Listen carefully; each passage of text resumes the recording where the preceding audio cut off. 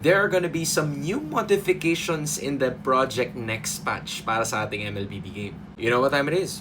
Hands in. This one, I still honestly don't know kung mamimili ba sila ng mapa dito or will it be randomized. Kasi honestly, it's really gonna be affecting how the players are gonna play. Tsaka dito mo makikita talaga yung playstyle ng mga tao. The map is divided into like different things. Isa-isayin natin. Number 1 is yung dangerous grass. Basically saying na mas marami ng bush sa mapa. This could go very well para siguro kay Louie, kay Natalia, even para dun sa mga heroes na mahilig talagang manggulat. Kasi kung itong mode yung pipiliin nila, magiging pwestuhan yung laban. Yung susunod naman is broken walls. So mas maraming tagusan, mas maraming labasan. Kasi kadalasan, di ba, pag naiipit ka na sa pader at ubos na yung skills mo, wala ka nang pupuntahan. But with broken walls, Johnson would have a field day with this. Mas maraming aapakan na pader yung Ling. The third map option would be the Flying Cloud. And it's honestly quite my least favorite map among all of them because it just gets you like 5 seconds into the team fight or wherever you want to be. Tas ewan ko, medyo, I don't feel so great about it. And then last but not the least would be the expanding rivers. Just like the name says, mas mahaba at mas marami yung river lanes. Kasi 'di ba sa river sobrang nagte-take advantage yung mga mid laners na merong emblem na pampabilis ng movement speed pag humahakbang ka dun sa river. Now imagine if like 45% of the map is covered in water. Mas mabilis kang maggagank ngayon para ma-respawn mo yung mga kampi mo.